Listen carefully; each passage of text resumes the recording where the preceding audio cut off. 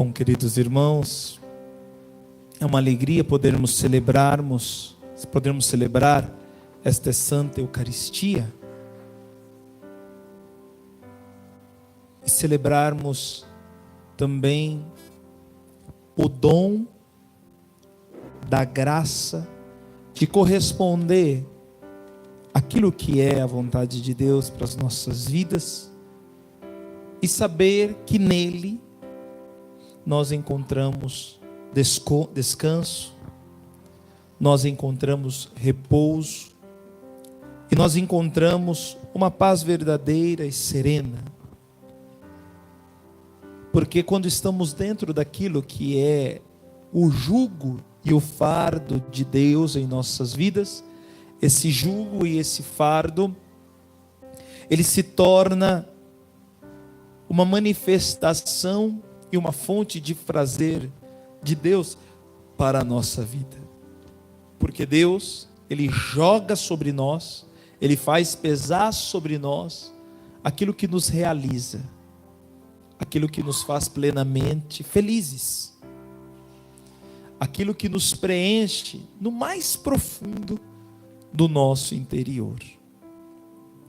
Mas, por muitas vezes nós somos confundidos, e essa confusão nos confunde, e aparentemente aquilo que é o fardo, aquilo que é o jugo de Deus, pode parecer muitas vezes infinitamente mais pesado, infinitamente mais penoso. Mas quando nós vamos caminhando e vamos percebendo que esse fardo e esse jugo suave que vem de nosso Senhor vai nos realizando, vai nos preenchendo, e quando aparentemente nos afastamos desse jugo e até aparentemente parece que ficamos mais tranquilos, mais serenos, nós vamos sentindo sobre nós o peso de estar longe de Deus, da distância de Deus em nossa vida.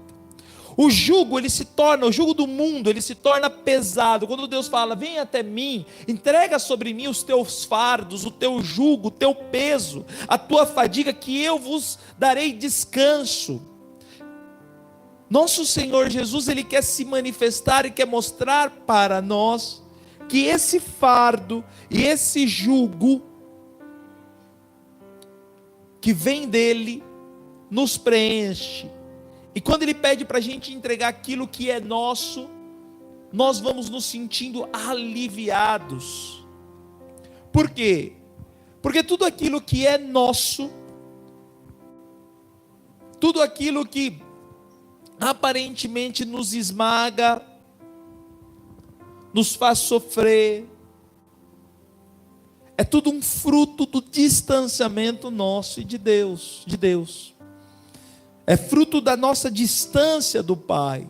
E nós vamos criando os nossos projetos, os nossos planos, e vamos nos apesantindo disso, vamos nos tornando fadigado disso, mas que no fundo, não é algo que agrada ao coração de Deus, e não é algo que é uma manifestação do desejo de Deus para a nossa vida. E aí a nossa vida vai se tornando fadigosa, pesada, dura. Mas quando nós temos a coragem de entregar tudo aquilo que é nosso para Deus e aceitar o que Ele tem para nós, nós vamos sentindo o alívio disso. E ontem nós falávamos aquilo que é necessário porque no fundo, o que é acolher o fardo e o jugo de Deus? É aceitar a sua proposta, o seu projeto de vida para a minha vida. Mas para aceitar isso, eu preciso ter um coração muito humilde, Porque aqui, como diz o Evangelho, logo no início: eu te louvo, ó Pai, Senhor do céu e da terra, porque escondestes estas coisas aos sábios e entendidos e as revelastes aos pequeninos. Eu preciso de um coração muito pequeno, eu preciso ser muito humilde, porque Deus, da sua onisciência, onipresença, onipotência, Ele se fez tão pequeno, tão humilde na pessoa do Cristo, se encarnando no meio de nós, se fazendo homem como nós, que para eu alcançar a grandeza de Deus, eu preciso esvaziar-me de toda a razão humana, de toda a ciência humana, que muitas vezes eu posso até endeusá-la, a ponto de achar que Deus não é necessário. Até posso admitir que Deus exista, mas não é necessário. Não é Ele que vai eu não trabalhar para ver se eu não coloco comida dentro de casa, vai eu não me esforçar para fazer as coisas, para ver se eu não consigo me sustentar, pagar as contas, vai isso, vai aquilo, e vamos encontrando justificativas e mecanismos de justificativas, que vai nos afastando da presença de Deus, e vai nos tornando inerte a Deus. Porém, no fundo, nós vamos percebendo que se a nossa alma, o nosso espírito, nosso coração, nosso ser mais profundo não está junto ao Senhor, eu vou sentindo um peso, uma fadiga, que muitas vezes eu não sei nem de onde vem. Não sei se vocês que estão nos acompanhando, ou até mesmo vocês que aqui estão, já tiveram aquela sensação: parece que tem alguma coisa estranha, estou me sentindo estranho, estou me sentindo mal, estou sentindo um peso em mim. E aí você vai observar, de repente, faz meses que você não participa da missa, faz meses que você não lê a palavra de Deus, faz meses que você não faz uma boa confissão, faz meses que você está distanciado da presença de Deus. E aí a gente vai sentindo aquele jugo, aquele peso, aquela fadiga espiritual.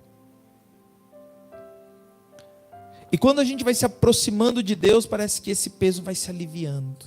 E mesmo que nós sintamos o peso de corresponder àquilo que Deus quer para nós, é sempre um fardo mais leve, é sempre um jugo mais suave. E aí a pergunta que pode saltar aos nossos olhos é: como entender qual é o jugo de Deus para a minha vida? Qual é o fardo de Deus para a minha vida? Porque se esse me faz me sentir aliviado, me faz me sentir mais em paz, como eu faço para obtê-lo? E aqui, a carta de São Paulo aos Romanos nos dá a receita. Uma vez que entendemos, irmãos, que tudo aquilo que não é de Deus nos leva a nos sentirmos pesados, nós entendemos que precisamos então buscar a Deus. Portanto, essa segunda leitura, São Paulo nos mostra que isso é a obra da carne, é a obra de um impulso, de um instinto, de um prazer pessoal, e isso vai nos puxando para baixo. Porém, como reconhecer então a graça de Deus? A única forma é pelo Espírito, segundo o Espírito. E se alguém não tem o Espírito de Cristo, aqui como diz no capítulo 8, no versículo 9 de Romanos, este não pertence a Cristo. Se eu não me dobro a ação do Espírito Santo na minha vida, eu não tenho Cristo dentro de mim. E o que vai imperar dentro de mim são as obras da carne. E o inimigo, ele quer isso mesmo, tirar de nós aquilo que é a sua graça para vivermos segundo a carne. E aí você pode pensar nas atitudes da tua vida, eu posso pensar nas atitudes da minha vida. De repente, uma falta de relacionamento, uma palavra que de repente foi mal colocada para você, de repente o teu filho e a tua filha que fica ali testando a tua paciência. Aí você vai percebendo se você está no Espírito ou não. Essas provas vai nos mostrando se estamos no Espírito ou não estamos no Espírito. Se essa situação do coronavírus que nos aflige tanto, como nós estamos nos portando diante disso? Confiantes, serenos em Deus, ou estamos nos desesperando, nos angustiando? Então tudo isso são termômetros que mostram e revelam se nós estamos no Espírito ou não estamos no Espírito. Então qual é a forma de vivermos no Espírito? Primeira coisa é clamando, pedindo essa presença. Espírito Santo, eu quero viver na tua presença, eu quero viver na tua graça, eu quero viver no teu amor, eu quero me deixar conduzir sobre a tua ação na minha vida, eu quero me deixar guiar sobre a tua ação em mim. Então essa é a forma. E uma vez que eu vou deixando o Espírito agir em mim, eu vou me policiando para não deixar que as obras da carne vá tomando força na minha vida. E quanto mais próximo do Espírito, quanto mais próximo da graça de Deus eu vou vivendo, eu vou percebendo que a graça do Espírito em nós vai fazendo morrer a obra da carne na minha vida. Vai fazendo morrer as obras humanas no meu ser. Aqui no versículo 13 fala assim: pois se viverdes segundo a carne, morrereis, mas se pelo Espírito matardes o procedimento carnal, então vivereis. Ou seja, pelo Espírito nós vamos destruindo aquilo que é carnal em nós. Porém, a gente precisa, além de clamar a Deus, nós precisamos de atitudes concretas. Atitudes concretas para matar a carne em nós. Dou um exemplo. Se você pega uma situação complicada com o teu filho dentro de casa, e você percebe que o teu filho ele está indo por caminhos estranhos, tortuosos. Então primeiro você precisa olhar para aquela situação e identificar o que está acontecendo com o teu filho. Por que ele está tomando um caminho que eventualmente não seja um caminho de Deus.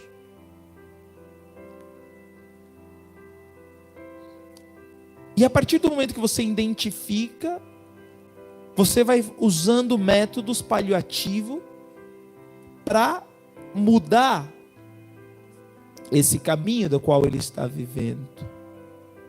E eu vou lutando, vou tendo ações práticas para ajudar aquela pessoa. Isso olhando para fora de nós, mas também isso olhando para dentro de nós. E de repente, muitas vezes, nós pensamos que os remédios que nos são oferecidos, além da oração, são, parece que, monstruosos, longe de nós. Por exemplo, se de repente a gente pega uma pessoa que tem falta de paciência, qualquer coisa faz ela perder a paciência. Então qual que é o exercício para ter paciência? De repente contar até 10, não agir pelo impulso. De repente alguém pisou no teu pé, você 1, 2, 3, 4, 5, 6, 7, 8, 9, 10. Tudo bem, tranquilo, tranquilo. Ou de repente você está trabalhando, aí chega uma pessoa e fala: mas meu filho, como você é burro, como você é chato. Aí você, chato? Eu sou chato, sim, 1, 2, 3, 4, 5. Não, chato, sim, sou chato mesmo. Engole seco.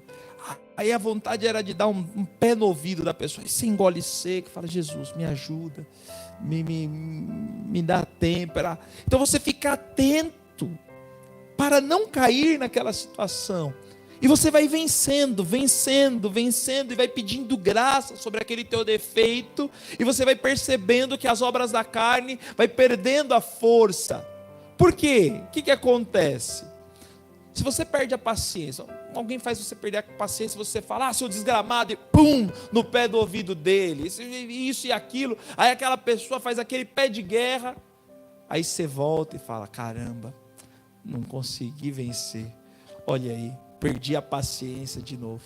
E aquele peso fica, aquele remorso fica. E aquilo vai ficando no coração, vai ficando encurunhado na alma, vai ficando dentro de você. Você vai percebendo que você não consegue vencer, você vai sentindo aquele peso. Mas se você mata a carne com a ajuda do Espírito Santo, mesmo que você tenha que passar uma humilhação, e ali naquele momento você fica cheio de raiva, saindo daquela situação, você vai falar: poxa vida, que legal, consegui. Nem acredito que eu consegui. Por mim mesmo eu não conseguiria. Você vai percebendo a ação do Espírito na tua vida. Vai percebendo a graça de Deus em você. Vai percebendo a manifestação do Senhor na tua vida. E a partir do momento que você vai se enchendo da graça de Deus, você também vai sendo ajuda e referência para outras pessoas. Porque as pessoas vão falar para você: e aí, como que você consegue vencer isso? Como que você consegue ser assim? Como que você consegue sorrir sempre? Como que você consegue ser feliz? Vejo que você é calmo. Vejo que você tem sempre uma palavra boa para nos dar. Vejo que você não fica se misturando no meio daquela peãozada da fábrica e fica falando da mulherada dos outros, ou fica olhando para trás quando passa um rabo de saia, ou de repente fica falando besteira pelos cantos. Perceba que você não faz fofoca. E você vai sendo uma referência. Mas só Deus sabe o quanto isso custa para você. E é por isso que é necessário se colocar na presença de Deus, né? Assim como São Francisco de Sales, que a sua escrivania era o seu depósito das raivas. Ele era um homem irado, impaciente completamente. E ele é o padroeiro da paciência. Ele é o padroeiro da temperança, da bonança. Ele é o padroeiro da paz, padroeiro da paciência. Mas ele era um homem totalmente impaciente. E o que ele fazia para descarregar a impaciência dele? Ele ficava roendo a mesa, a escrivania onde ele trabalhava. Quando ele morreu, quando for olhar, viu que tinha um buraco na mesa, na tora de madeira, de tanto que ele jogava a raiva ali. Então é uma forma, né? Qual é a mesa que você vai jogar aquilo que é carnal, para que você possa viver, para que possamos nós vivermos segundo o Espírito? Entende? Deus espera isso de nós e quer nos ajudar. O seu jugo é fruto dessa comunhão profunda com Deus, do seu Espírito que age profundamente em nós. E esse Espírito que age profundamente em nós, esse Espírito que age profundamente em nós, é esse jugo suave, é esse fardo leve. Porque a partir desse momento que você deu para Deus aquilo que é o teu fardo, Ele fala: agora eu vou colocar aquilo sobre você, que vai te fazer imensamente feliz. E mesmo que você se sinta cansado, você vai ter a força para retomar e refazer tudo aquilo que eu quero para você. Porque o descanso que eu tenho para você é um descanso de espírito, é um descanso da alma. Assim como aqueles que, quando termina de fazer um retiro querigmático, depois de 3 dias de suor, cansaço, tem força para publicar lá no Facebook a experiência que viveu, tem coragem de falar: olha, se fosse para começar de novo essa experiência, eu faria tudo de novo, eu começaria tudo de novo. E vai percebendo que você é cheio de força, cheio de alegria, mesmo que aparentemente você esteja mais cansado e mais fadigado, tenha trabalhado mais que os outros. Mas a experiência de se doar a Deus, ela te dá uma paz, te dá uma serenidade.